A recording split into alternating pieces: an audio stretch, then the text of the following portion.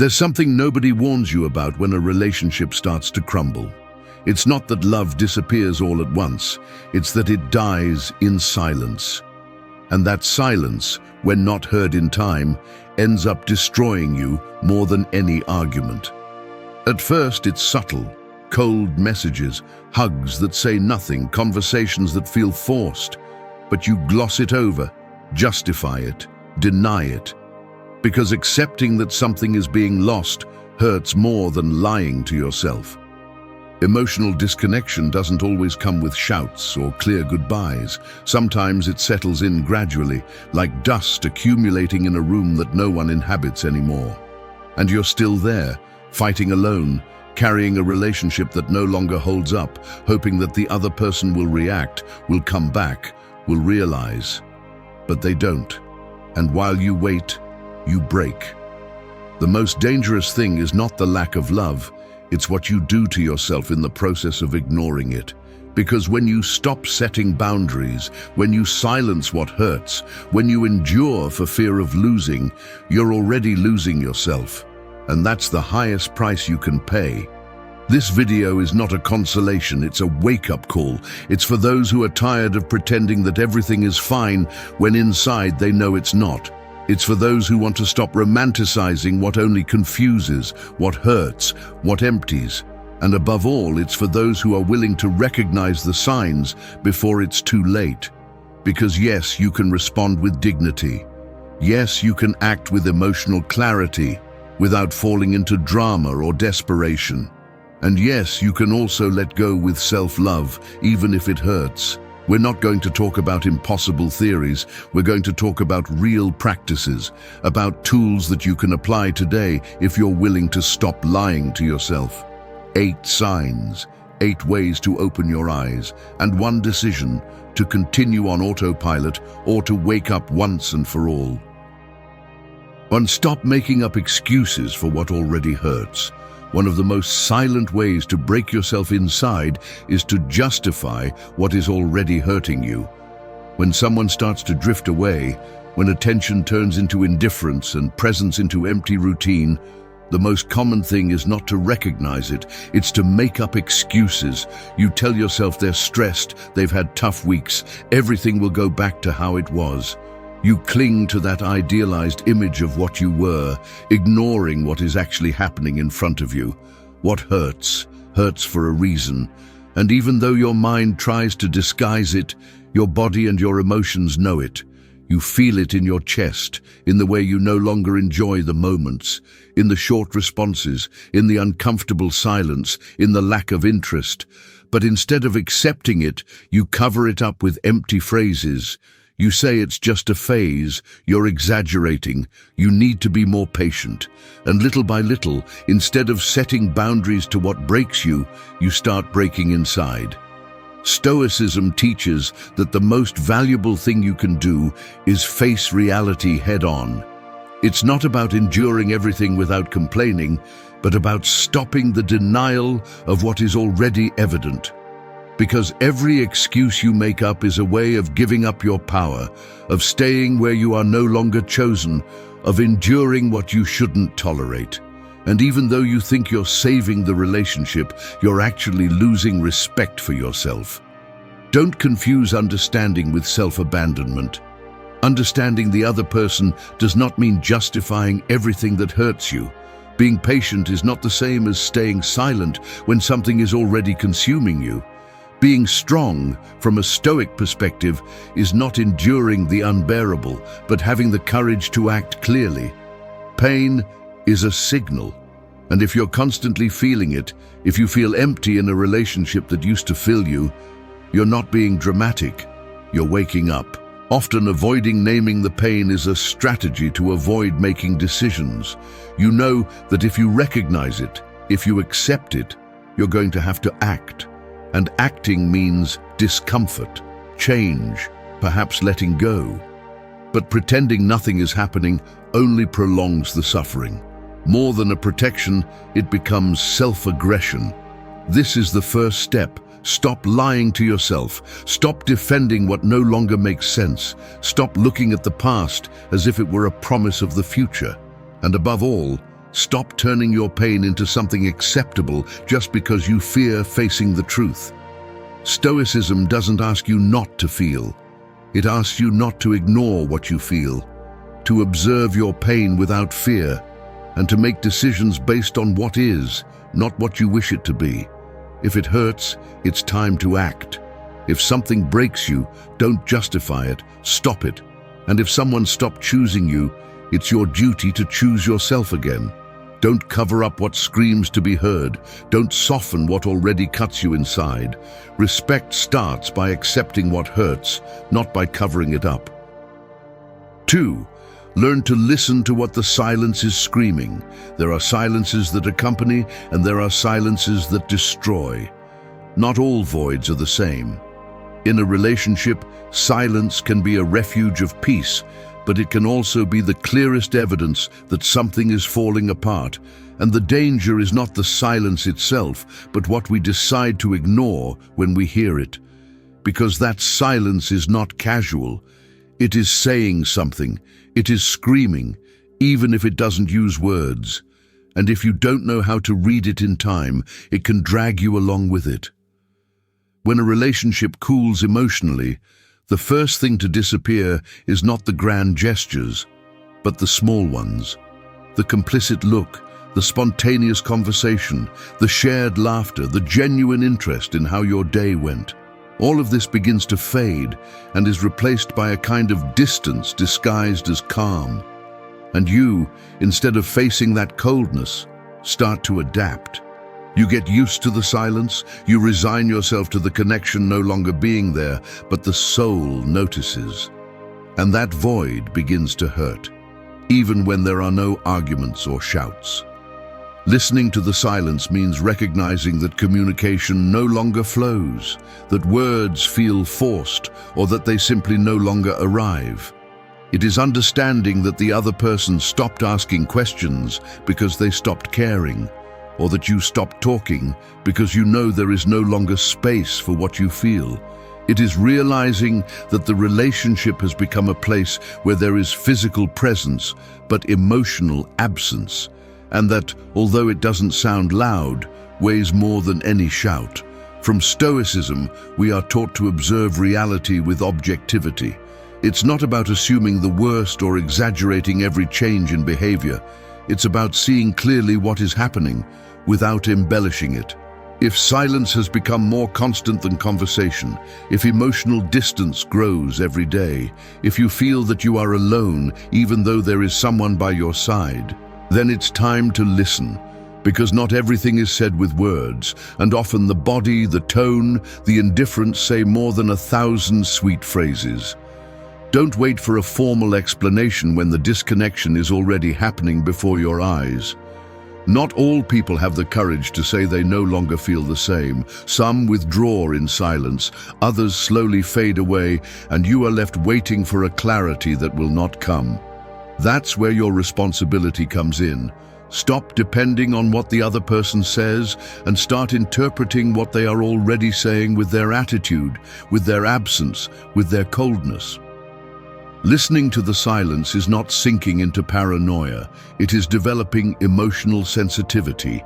It is realizing that something has changed, that you no longer communicate as before, that what was once natural now feels forced.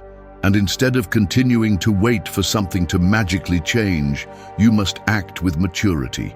Speak, confront, ask. Or if everything is already said between the lines, decide. Ignoring the silence only makes it bigger. Accepting it is the first step to regain your voice, your clarity, and your dignity. Don't get used to living with the constant doubt of whether you still matter to them. Don't continue normalizing indifference as if it were part of love. True love does not remain silent, it communicates. And if the silence persists, it's because something deep has broken. Learn to listen to what the silence is screaming, and have the courage to respond with your truth, even if that means closing a door that no one crosses anymore. 3. Do not beg for answers where there has already been a farewell. Loving someone who has already left is like shouting in an empty room, hoping that the echo will answer you. You can raise your voice, you can repeat the same questions 1,000 times, but in the end, all you are going to hear is your own pain bouncing off the walls. And that's what many people do after an emotional disconnect. They stay begging for explanations where there is no one willing to give them. It's hard to accept that something ended without a clear closure. There is a feeling that a conversation, a reason, an answer that makes sense of so much emptiness was missing. And that desire to understand becomes an obsession. You start to review every detail, every word, every change in attitude. You go over everything looking for a sign that justifies why what happened, happened. But while you do that, you get stuck in a place where there is nothing new to discover, only more of the same: absence, indifference, silence. And often it's not that an answer is missing, it's that it was already given, in the form of distance, coldness, disconnection. You just didn't want to see it because it hurts, because you were expecting something else, because you wanted them to. Instead of leaving without saying anything, stay and explain why they could no longer stay. But that doesn't always happen. And that's where the real challenge begins, to stop looking outside for a clarity that you are only going to find inside. Stoicism teaches that we should not depend on the actions or words of others to find peace. Because if your emotional well-being is tied to what another person decides to reveal to you, then you are giving up control of your life. You don't need a final statement to assume that a relationship is over. You don't need a confession to validate what you are already feeling. Disconnection doesn't always come with an explicit goodbye. Sometimes it just comes with a series of acts that scream, "I'm not here anymore." And to keep looking for explanations after that is a way to stay stuck in the same pain. It's like trying to revive someone who is no longer breathing just to ask them why they died. It doesn't help, it doesn't heal, it doesn't change anything. On the contrary, it sinks you deeper. Accepting that someone left without giving you what you deserved, without answering your doubts, without closing the cycle with maturity, is one of the hardest things you will face. But it is also one of the most necessary, because only then can you start to close that door from your own side, without waiting for the other to come back to help you do it. Your peace cannot depend on someone else's answer. Your closure does not need approval. Your dignity begins when you stop begging for explanations and decide to move forward with what you already know. Because deep down, you know that you are no longer chosen. You know that what was there is no longer. You know that insisting only leaves you in a smaller, more broken, emptier place. Do not beg for answers where there has already been a farewell. Do not insist on staying where they clearly have already let you go. Sometimes the other's silence is the most honest answer you are going to receive, and your job is not to fight against that, but to understand it and move forward with your head held high. 4. Draw the line where your peace ends. Being in a relationship that no longer does you good is like staying in a room that's filling with smoke. At first, you barely notice it. It stings a little in the throat. It bothers you when you breathe. But if you stay there pretending nothing is happening, over time that smoke begins to suffocate you. And the most dangerous thing is that you get used to it. You learn to live in that polluted air, believing it's normal, hoping it will clear up on its own. But it doesn't go away. And the longer you stay there, the more damage you will do to yourself. That smoke is everything that steals your calm, the uncomfortable silence, the empty looks, the emotionless responses, the attitude changes that hurt but you keep silent. They are the nights where you can't sleep thinking about what's happening. They are the times you swallow what you feel for fear of seeming exaggerated. They are the avoided arguments, the unanswered questions, the words that no longer come. All of this accumulates until one day, without realizing it, you lost your peace. The problem is that many people don't stop to recognize it. They confuse love with endurance. They believe that affection is shown by enduring everything, even what hurts them. But real love is not measured by how much you can tolerate.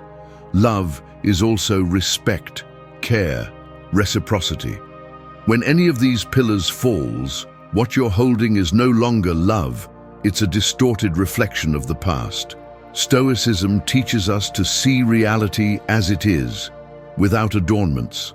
It's not about running away at the first conflict, but about having enough wisdom to know when something is no longer healthy. You can't control how the other person acts, but you can decide what place they occupy in your life. And if maintaining that relationship requires you to sacrifice your emotional stability, you've crossed a line you shouldn't have crossed. Drawing the line is stopping and asking yourself, is this doing me good? Do I feel heard, valued, at peace? And if the answer is no, then you need to act. Not impulsively, but out of respect for yourself. Make clear what you're not willing to continue allowing. Set boundaries, not as punishment, but as a way to protect your well-being. Because if you don't do it, no one else will do it for you. Often, the hardest thing is not to distance yourself from someone who hurts you, but to accept that this person is no longer what they were. But staying where you no longer grow, where you're not heard, where you feel less, only leads you to wear out more each day.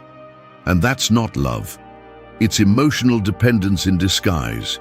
You don't need an obvious betrayal to decide to distance yourself. Sometimes it's enough to realize that you can no longer breathe easy within that relationship, that you live in tension, that every conversation feels like a rope about to break. That in itself is reason enough to draw your line and reclaim your space. Your peace cannot be constantly at stake. It can't depend on someone else's mood or what they're willing to give you that day. Drawing the line is saying, I respect myself enough not to stay in a place that hurts me. It's about protecting yourself, taking care of yourself, returning to yourself. And when you do, you'll see more clearly everything you used to tolerate out of fear. Because the calm, the one you've been looking for outside, begins when you choose to prioritize yourself. 5. Don't confuse entanglements with affection. Affection shouldn't hurt. It shouldn't leave you confused or mentally drained. But often, when you're emotionally hooked on someone, you get used to a form of bond that's more about chaos than care. And the worst part is that you confuse it with intensity, with passion, with love. But it's not. A bond that constantly keeps you in a state of anxiety, doubt, or emotional instability is not affection. It's an emotional entanglement that's only wrapping you further into something that, deep down, is hurting you. There are relationships where everything is uncertain, where you don't know if you're doing well or not. One day they tell you they love you, the next they don't respond to your messages. They shower you with attention when they feel you're drifting away and ignore you when they know they have you close. This back and forth, this emotional game, creates a dependency that traps you, and you, confused, start to think that this roller coaster is proof of real feelings. But the truth is that what you're experiencing is not love, it's emotional manipulation. It's confusion disguised as connection. Stoicism teaches that a calm mind is the reflection of a life aligned with truth. And if a relationship constantly destabilizes you, if you spend more time trying to decipher what the other person feels than sharing moments of peace, then something is not right. Love shouldn't keep you on alert. You shouldn't feel like you have to earn every gesture, every word, every show of affection. Healthy love is given, not begged for. It's expressed, not hidden. But when you're caught in an emotional entanglement, you end up accepting the bare minimum as if it were enough. You settle for a message every now and then, for a vague apology, for promises without backup. You justify everything. You tell yourself that it's their way of loving, that they're not good with words, that they're going through a tough time. And meanwhile, you're fading away. You're reducing your needs to fit into a relationship that only works when you make yourself smaller. Confusing entanglement with affection is dangerous because it makes you normalize instability.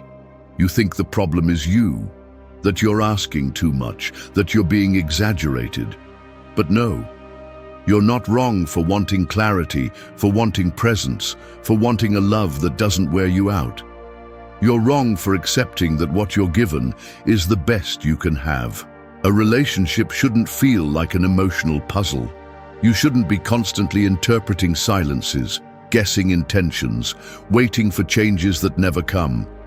A relationship is not a constant test of emotional endurance, and if that's what you're experiencing, then it's time to stop and review what you're calling love. It's not about seeking perfection either.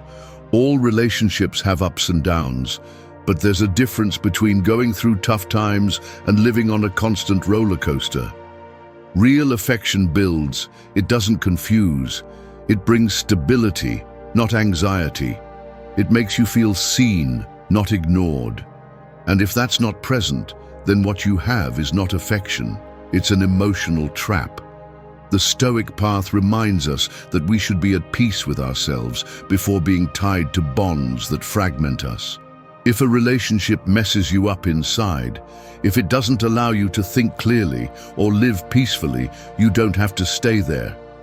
Not everything that feels intense is true. Sometimes the most toxic comes disguised as passionate love. Don't confuse what entangles you with what cares for you. Authentic love doesn't need games or confusion to feel real. It's noticeable, it's lived, it's breathed calmly, and above all, it doesn't make you doubt your worth. 6. When you stop begging, you'll start respecting yourself. Begging for love is like trying to fill a broken glass. No matter how much you give, how much you spill, how much you insist, nothing stays. Everything goes. And the most tragic thing is that many times you keep pouring your energy, your time, your emotions, hoping that at some point something will change, that the other person will fix what you can't. But it's not your responsibility to hold up the unsustainable, nor your duty to try to repair what doesn't belong to you. Begging doesn't always look like an open plea. Many times it's silent. It's in the messages you send over and over again without a response, in the explanations you give without anyone asking for them, in the apologies you offer just to calm someone who is not willing to listen to you. Begging is striving to fit in a place where they no longer make room for you. And the more you do it, the more you forget about yourself. The problem is that you convinced yourself that insisting is loving, that if you fight enough, the other person will change, will come back, will give you what they're denying you. But no, love doesn't need pressure. It doesn't need pleas. True love flows. It's built between two. It's not a solitary battle. Stoicism teaches that we should not cling to what does not depend on us. The love of the other, their commitment, their emotional clarity are not under your control. The only thing you can decide is how far you're willing to go without losing your dignity. And if the other person doesn't respond, doesn't choose, doesn't care, then your task is not to insist, it's to withdraw with self-respect. Insisting where you've already been ignored is not bravery, it's fear. Fear of being alone, fear of silence, fear of accepting that someone you loved no longer feels the same. But staying begging won't change that void. It will only make it deeper. And the longer you spend there, the harder it will be to recognize yourself. When you stop begging, something important happens. You regain your voice. You start listening to yourself again. You start seeing yourself again. Because you're no longer focused on what they don't give you, but on what you deserve. And that's where respect begins. Not when the other changes, but when you decide to stop giving yourself to someone who doesn't know how to receive you. Many confuse the act of withdrawing with giving up, but it's not surrender, it's awareness. It's knowing that you can't build a relationship with your strength alone. It's understanding that your love should not be a tool to convince, but an expression of something mutual. If it's not, then you're simply feeding an illusion. Stopping begging doesn't mean it doesn't hurt. It hurts, because there are memories, there are promises, there are real emotions, but it hurts more to lose yourself in the process. It hurts more to look back and realize everything you endured just out of fear of letting go. So let go. Leave the broken glass, save your energy, direct your affection towards yourself. Because when you do, when you finally set that invisible boundary between what you deserve and what you're receiving, you'll start to walk differently, with more firmness, with more clarity, and above all, with more respect for yourself. You weren't born to beg for love, you were born to share it freely, and that respect begins at the exact moment you decide to stop begging. 7. Do not carry emotions that did not originate from you. There is a burden that is not seen but weighs more than any suitcase, that of carrying on your shoulders the emotions, guilt, and responsibilities that are not yours. In many relationships, especially when the bond begins to break, one of the two begins to absorb the other's discomfort, as if it were their fault. You take charge of their anger, their indifference, their coldness. You constantly ask yourself what you did wrong, where you failed, how you could have avoided the distancing. But what you don't ask yourself is, does this really belong to me? It's easy to get lost in that game. When the other closes off, you insist. When the other evades, you seek explanations. When the other moves away, you justify it. And without realizing it, you start to carry emotions that come from their inner world, not yours. You fill yourself with anxiety due to their lack of communication. You blame yourself for their bad mood. You feel responsible for a distance that many times has nothing to do with you. But you carry it on as if it were your duty to solve it. Stoicism teaches something very clear. You cannot control what another person feels, thinks, or does. You can only take charge of your own emotions, your actions, your way of responding. And that is liberating, because it means that you don't have to absorb everything that happens around you. You are not obligated to fill someone else's emotional voids. You are not here to heal what you did not hurt, nor to carry the emotional instability that the other does not know how to manage. When you take the other's emotional responsibility as if it were yours, you end up disconnecting from yourself.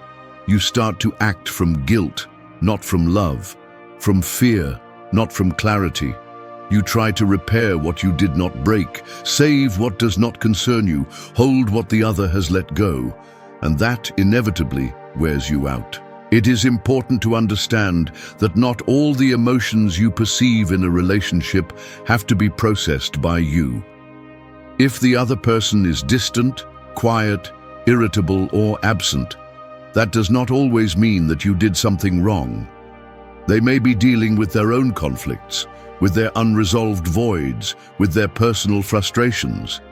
But if you absorb all of that as if you were the guilty one, then you become the emotional dumpster of someone who is not even willing to speak clearly.